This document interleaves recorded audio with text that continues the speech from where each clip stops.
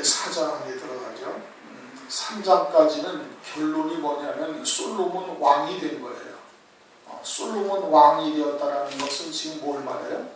그것은 재림하실 주님을 말하는 거거든요. 재림하실 주님을 말하는데 솔로몬은 신부의 신앙의 자리에 있는 자인데 솔로몬이 그 재림하실 주님의 그 연, 병거, 마차 또는 가마를 타고 온다는 얘기는 솔로몬이 지금 재림하실 그리스도와 함께 만왕의 왕으로 오시는 재림하실 그리스도와 함께 만왕 중에 하나가 되었다는 뜻이에요. 1장부터 시작해서 3장까지 와가지고 3장에서는 솔로몬 왕이 되었다는 얘기예요. 만왕 중에 한 왕으로서 딱 이제 신부의 신앙으로 서 있다라는 뜻이거든요. 그런데 그 이절에도 보면은 굴곡이 많잖아요. 6절 끝부분에도 보면 내가 나의 포도원을 지키지 못하였다. 2장 5절도 보면 내가 사랑함으로 병이 났으리라. 3장 1절에도 보면 내가 밤의 침상에서 마음에 사랑하는 자를 찾아도 발견치 못하였구나. 여러 가지의 그런 과정들을 지금 막 겪어온 거예요. 때로는 슬럼프에 빠지기도 하고 주님을 못 찾아서 방황을 하기도 하고 또 자기 열심으로 하나님께서 보여주신 영광이 크니까 막 자기 열심으로 막 쫓아가다가 병이 나기도 하고 등등 여러 가지의 과정을 겪어오면서 주님께서 인도하시는 역사 가운데 은혜 가운데 솔로몬 왕이 이제 되었다 이겁니다. 영적으로 신부의 신앙에 딱 이르게 되어진 것을 지금 말씀을 하고 있는 거예요. 그것은 오늘날 우리들에게도 똑같이 이렇게 하나님께서 은혜로 되게 하시는 겁니다. 우리도 뭐 신앙이 그냥 올곧게 쫙 그냥 계속해서 상승해가지고 단덕 얼마 만에 그냥 뭐 신부의 신앙에 다 이르는 거 절대 아니거든요. 많은 과정들이 있어야 되고 많은 시간도 필요하고 그래서 이와 같이 솔로몬처럼 때로는 율법을 쫓아 또는 그렇게 사는 자들이 부러워가지고 마음을 빼앗기기도 하고 또는 자기 열심으로 하나님을 쫓아가기도 해보고 많은 그 시행착오와 과정들을 겪다가 나중에는 싸움에 익숙한 용사가 딱 되는 거예요. 싸움에 익숙한 용사가 되어져서 마지막 때는 그 60성을 완전히 다 차지해버리는 그와 같은 용사의 자리에 딱 이르게 되어지니까 솔로몬 왕의 이제 신분에 딱 이르게 되어진 겁니다. 그리고 나서는 이제 4장에서는 뭘 말해요? 1절부터 5절까지 신부의 아름다움을 주님이 극찬을 하시는 거예요. 신부의 아름다움을 극찬을 하시는데 눈에서부터 머리털, 내 이, 입술, 내 뺨, 또 목, 네 두 유방 뭐 하면서 신부의 신앙의 모습을 지금 보여주시고 있는 겁니다.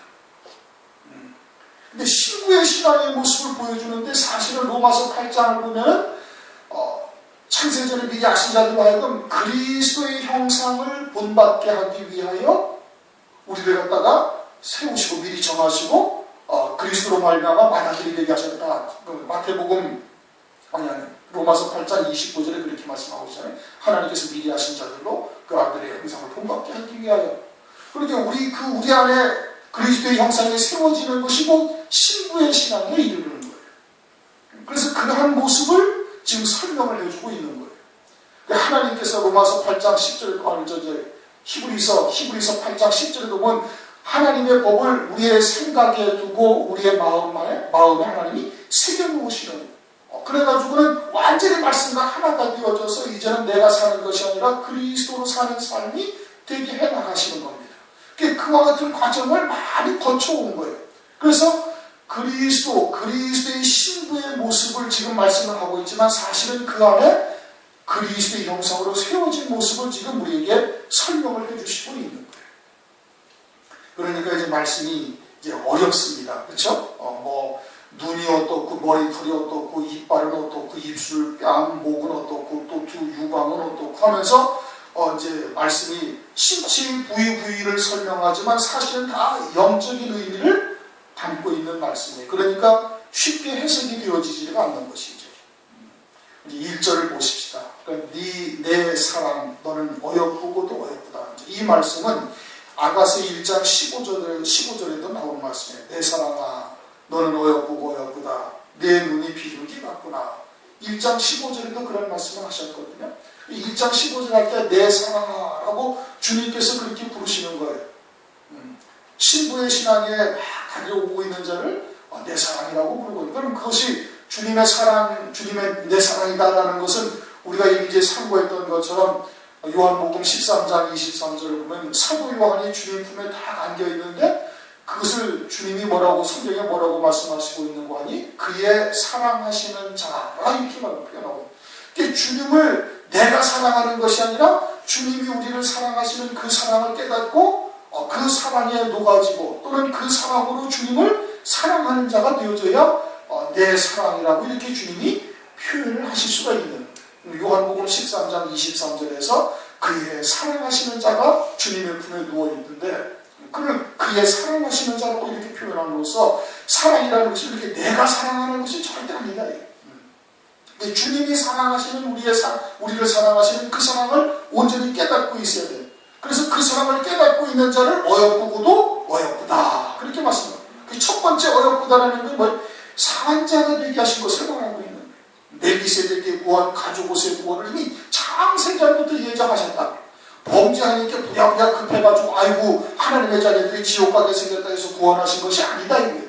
미리 마귀도 있기 전에, 세상이 지어지기도 전에, 아담의 육체로 오기도 전에 이미 하나님께서는 창세전 그리스도 안에서 구속하실 뜻이 이미 정하시고 아담이 범죄할 것을 하나님께서 미리 아시고 계십니다. 허용을 하신 거예요. 그리고 이미 산자로서 구원을 하나님께서 이루실 것을 이미 예정을 하셨다 이거예요. 그러니까 그러한 하나님의 아주 근원적인 사랑을 깨닫는 자가 그것이 하나님의 사랑을 온전히 아는 자지.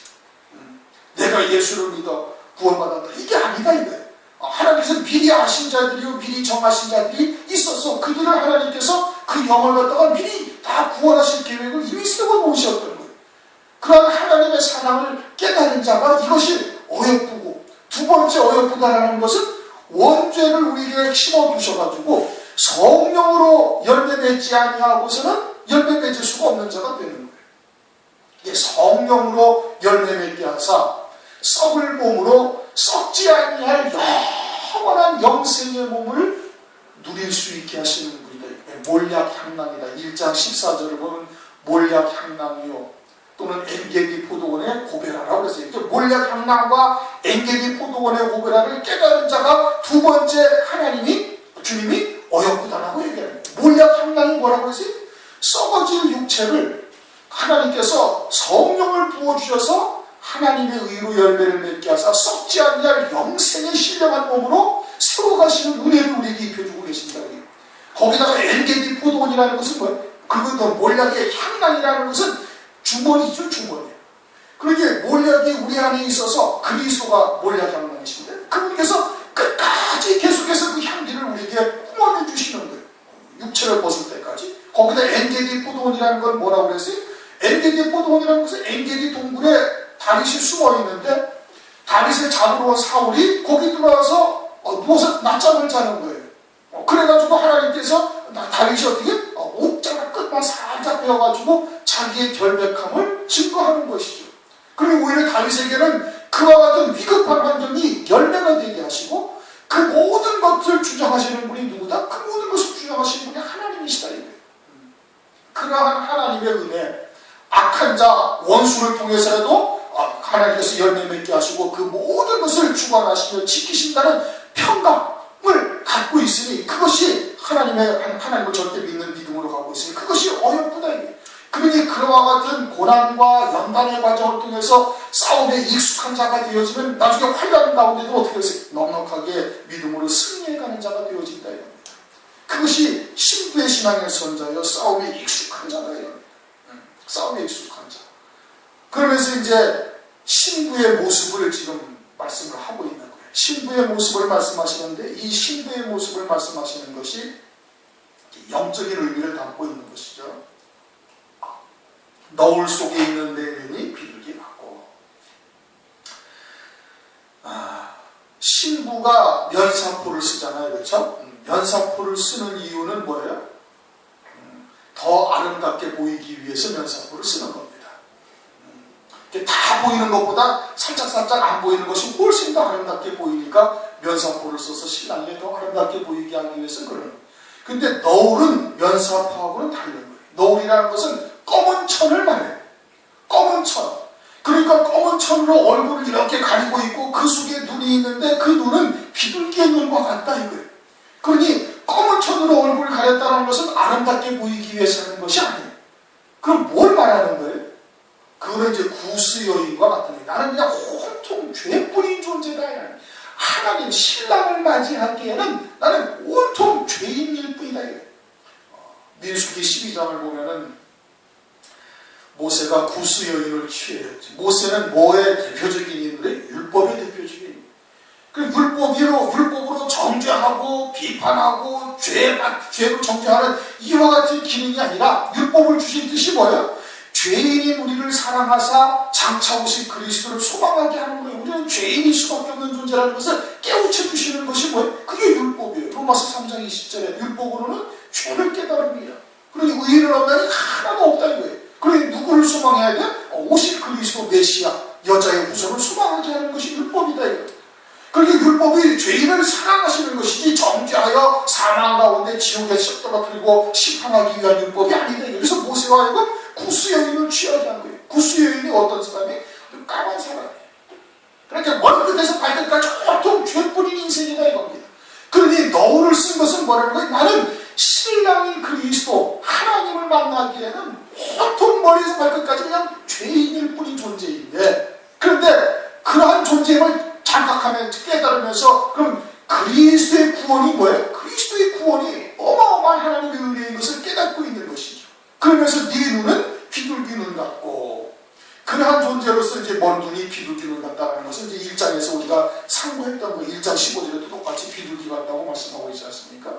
비둘기는 뭘 말한다고 하지? 노아의 홍수 때 새 감람나무 잎을 물고 온 것이 비둘기.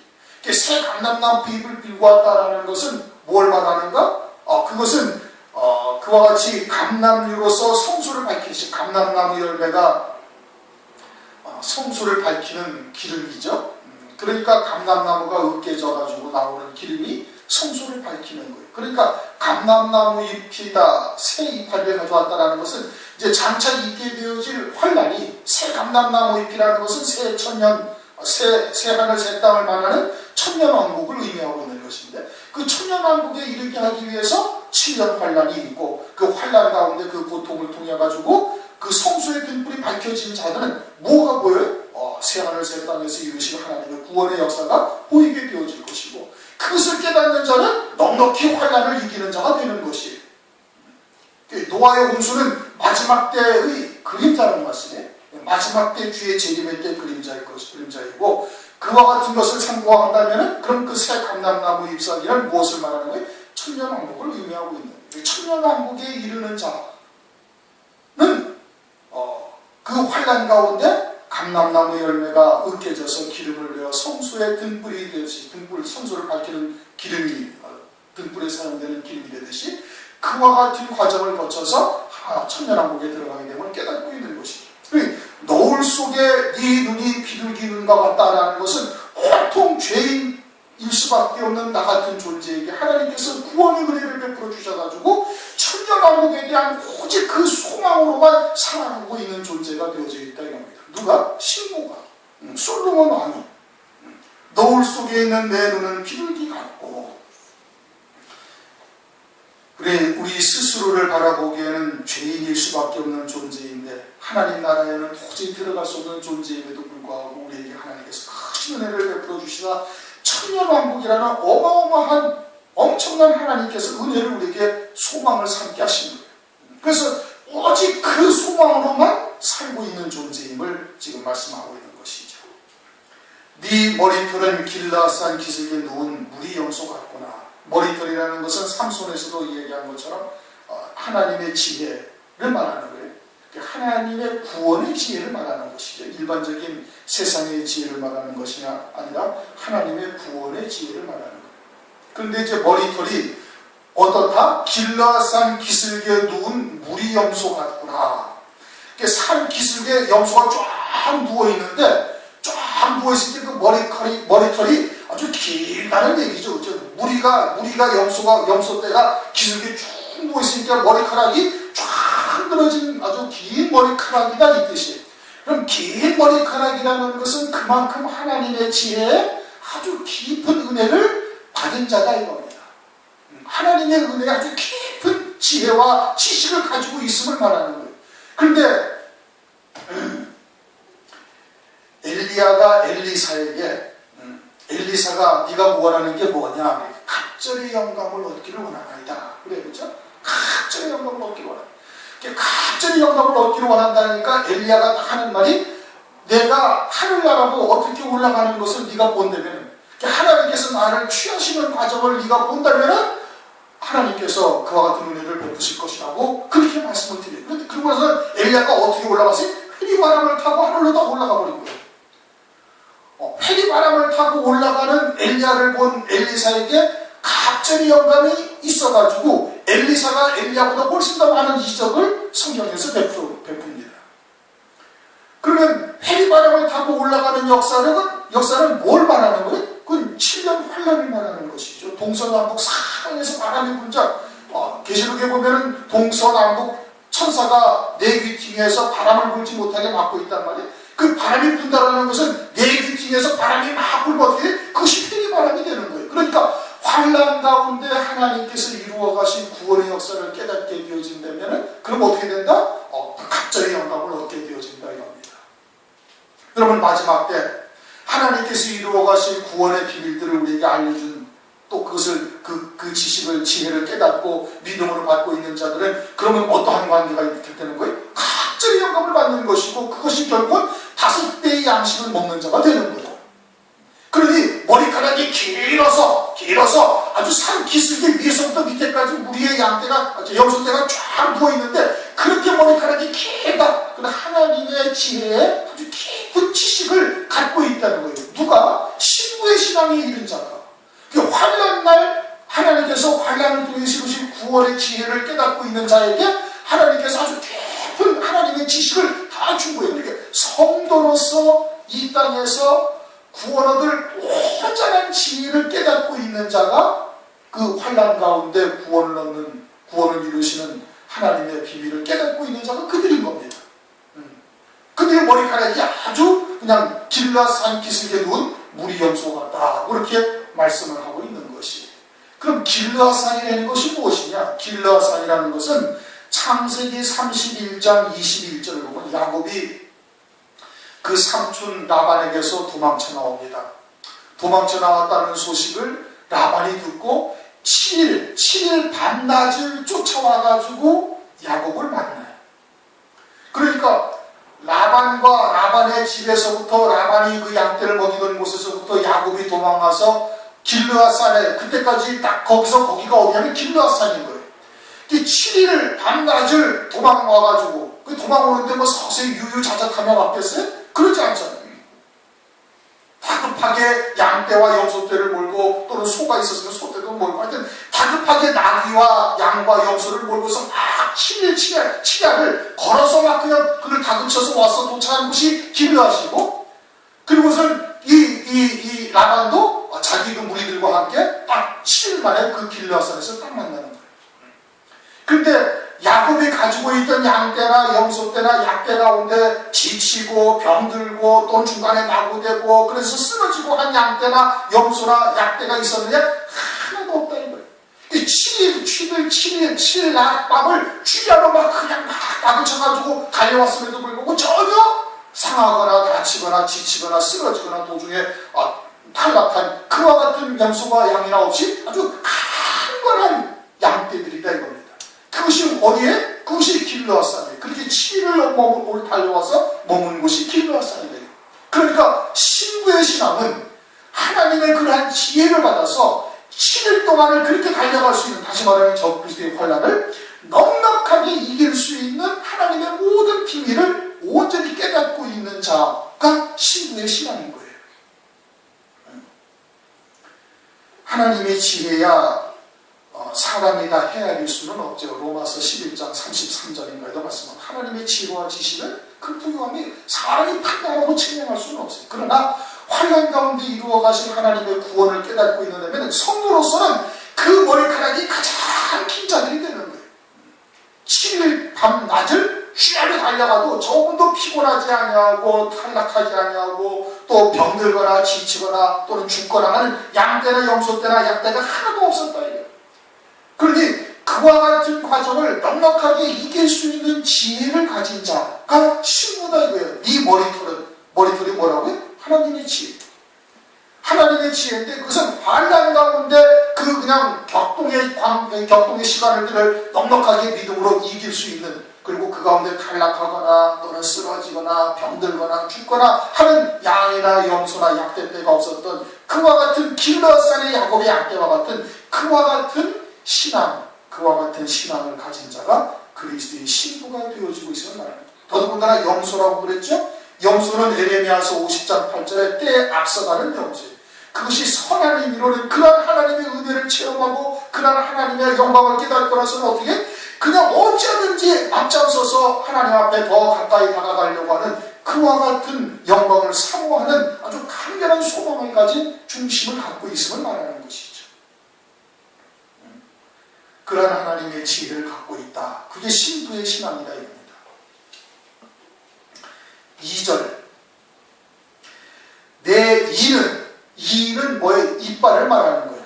이빨, 치아는 왜 있어요? 음식을 먹으려고 있는 거예요. 음식을 먹는데 히브리서 5장을 보면 말씀의 초보가 있는데 말씀의 초보는 젖먹이 어린아이의 신앙이죠. 로마서 14장에 보면 단단한 음식 먹고 연약한 채소나 먹는 자들이 있다. 그래서 히브리서 5장에는 의의 말씀을 경험한 자는 단단한 음식을 먹는데 그들은 아주 장성한 분량에 이르는 자다. 그러니까 이빨이라는 것은 그건 무엇을 말하는 거예요? 하나님의 말씀을 먹는데 이 하나님의 말씀을 아주 단단한 양식도 음식도 아주 그냥 너끈히 소화시킬 수 있는 이와 같은 이빨을 가진 신앙이어야 되는 것을 말하는 거예요. 우선 첫 번째가 그 뜻이에요. 그렇죠? 이빨을 어디에 써요? 다른 데 쓸 데가 없어요. 이빨 가지고 다른 일을 못 빼는 데 씁니까? 아니에요. 이빨 가지고 음식을 씹는 거예요. 그런데 그 음식이라는 것이 뭘 말하는 거예요? 말씀이지. 그래서 연약한 채소를 먹는 자도 있고 단단한 음식을 먹는 자도 있고 뭐 젖먹이도 있고 막 말하잖아요. 그런데 신부의 일하는 것은 우선 뭘 말하는 거예요? 그건 의의 말씀을 경험한 자, 단단한 음식을 먹고 장성한 분량에 이르는 자여야 되는 거예요. 이제 그 뒤에 말씀이 이제 그것을 설명하고 있는 겁니다. 목욕장에서 나온 털 깎인 암양, 곧 새끼 없는 것은 하나도 없이 각각 쌍태를 낳은 양 같구나. 목욕장에서 나온 털 깎인 암양이다. 그 목욕장은 뭐 하는데? 씻는 데죠. 그렇죠? 떠먹는 물이 아니잖아요. 목욕탕 가서 그 물 떠먹는 사람이 있어요? 없지. 목욕탕은 뭐 하는데? 씻는 데요. 뭘로 씻어요 그런데?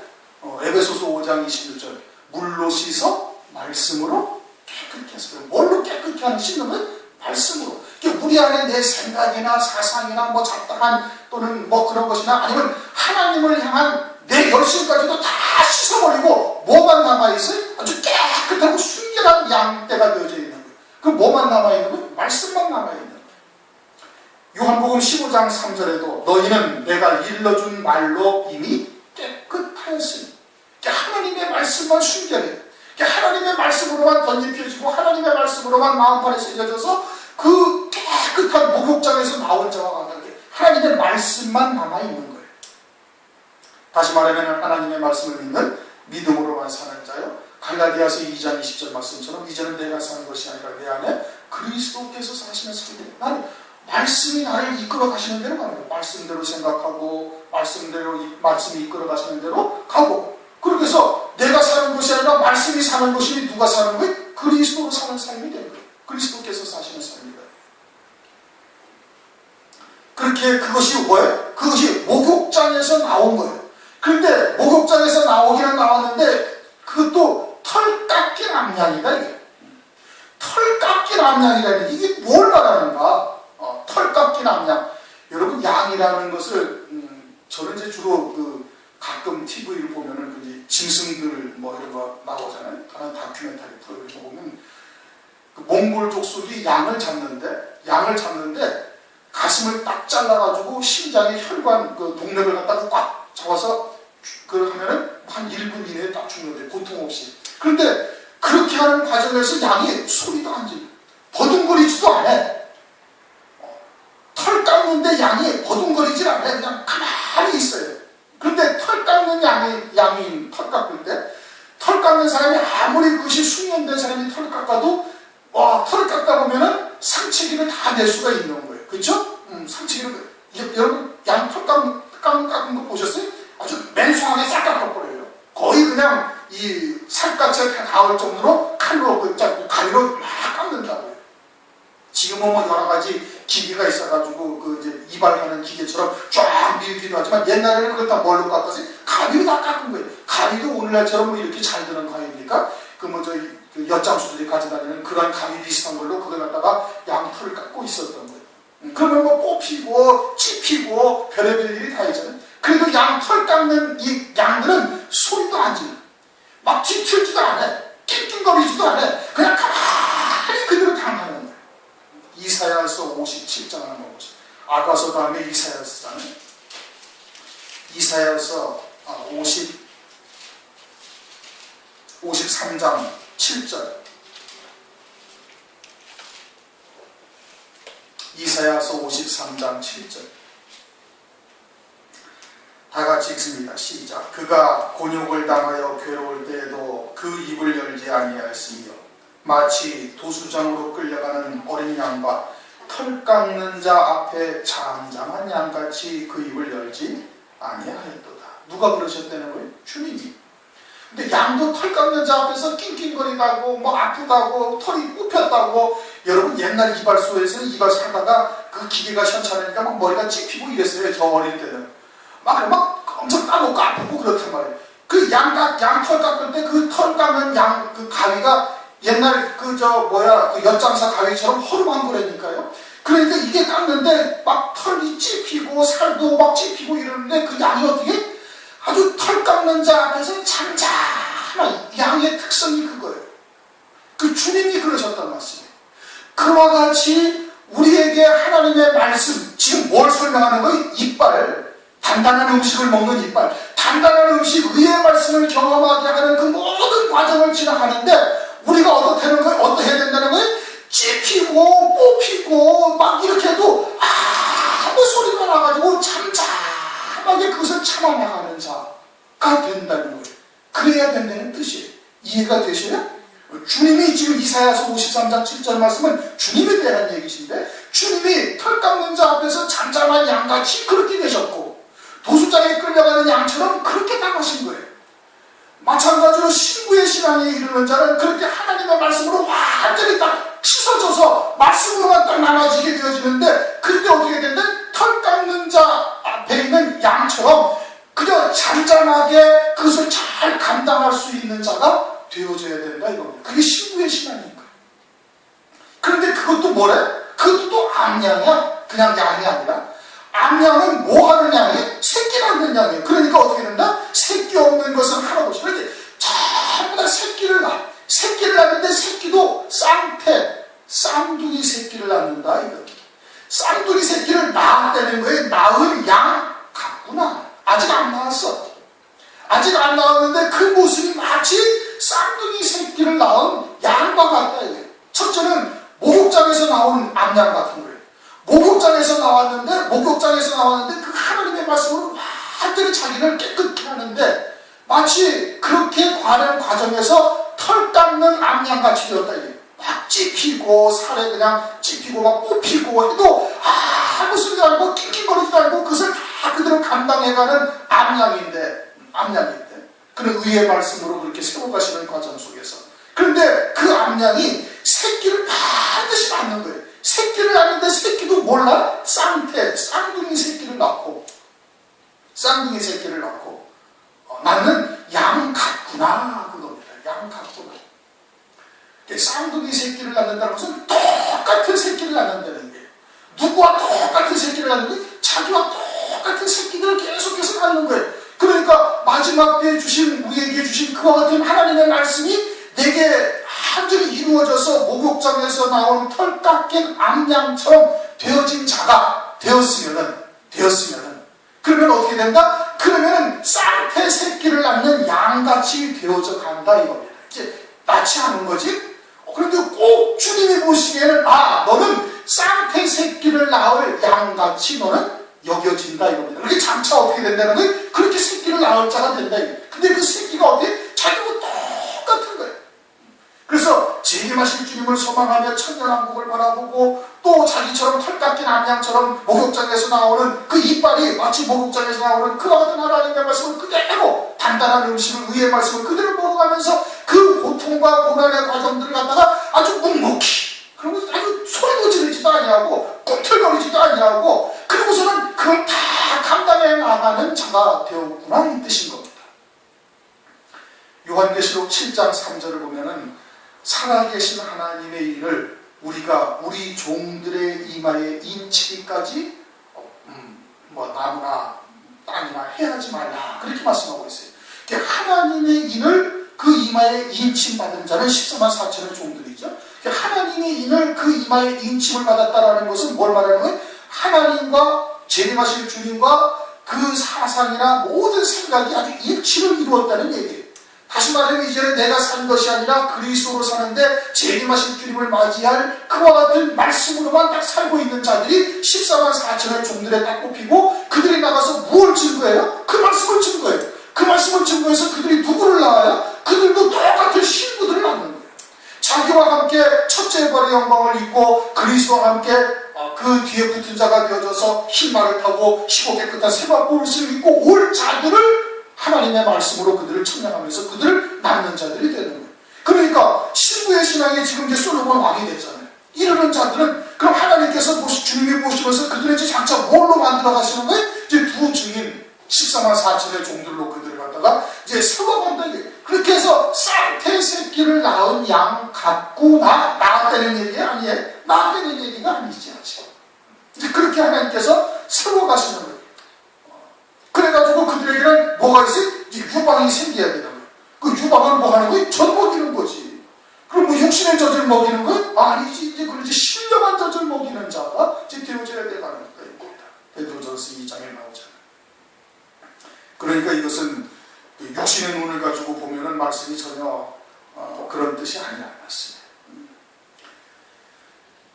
1절, 2절 노을 속에 있는 내 눈이 비둘기 같다라는 것은 온통 죄인인 수밖에 없는 나 같은 죄인을 하나님께서 나와 그 천년왕국이라는 어마어마한 이 영광을 소망하게 하고 그것을 믿음으로 받게 하신 것을 감사하고 있는 거예요. 그러한 것을 바라보고 있는 주님이 너는 참 어여쁘고 머리털은 길르앗산 즉 7날 밤낮을 갖다가 그냥 달려와도 전혀 지치지 않냐 즉 7년 환란을 갖다가 넉넉하게 이길 수 있는 그와 같은 하나님의 지혜와 지식을 가지고 있는 그와 같구나. 또 그것을 소망하면서 염소 때처럼 때에 앞서가려고 하는 그 열정과 헌신을 하나님께 충성하고자 하는 그러한 중심을 네가 갖고 있구나. 또 네 이빨은 아주 단단한 음식을 먹을 수 있는 자가 다 되었는데 그것이 뭐예요?